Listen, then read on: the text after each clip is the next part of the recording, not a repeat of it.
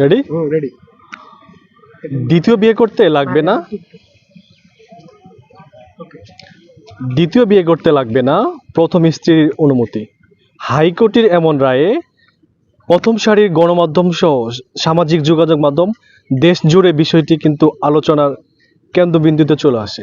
যদিও পরবর্তীতে একজনের রিটের পরে সিদ্ধান্ত হয় প্রথম স্ত্রীর অনুমতি না লাগলেও সালিসি যারা মাতাব্বর থাকবেন এবং স্থানীয় কাউন্সিল যারা আছে তাদের অনুমতি নিয়ে কিন্তু দ্বিতীয় বিয়ে করতে পারবে একজন পুরুষ। তো এই বিষয়টি নিয়ে পক্ষে বিপক্ষে দেশের যে জনসাধারণ রয়েছেন তারা কিন্তু পক্ষে বিপক্ষে নানান কথা বলছেন।